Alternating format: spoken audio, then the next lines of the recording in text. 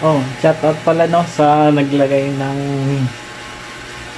wig ng kasamaan ko dito sa may bag. Yung pag-alis siya dyan sa Maynila, sa Barracks.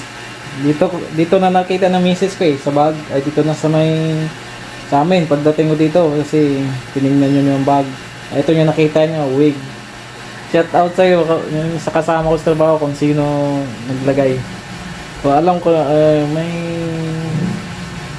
may naalala ako kung sino kasi katabi niya yung bag ko bago ako umalis kasi nilagay ko yung bag ko doon sa may higaan ni Sibla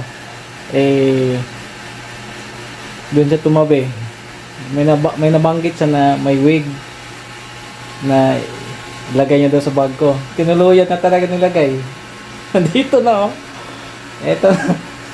Naalala ko ngayon kasi pabalik na rin ako dyan sa Maynila, nakita ko uli. Eto na Pasensya na, sanay na ako na ganito. Sanay na ako kasi walang gastos sa una, bihira ka magpagupit. Pangalawa, walang gastos sa shampoo. Pangatlo, pagising mo, hindi ka na magsusuklay. Goods na to, kaya sanay na ako, kaya hindi ko to magagamit. Salamat na lang. Salamat na lang. Bye-bye. Pabalik na ako dyan. Good luck. Siya pala shout out dyan sa mga kasamahan ko dyan sa trabaho sa Megawide Construction Corporation. Shout out sa inyo lahat. Pabalik na ako dyan kaso wala akong dalang pasalubong.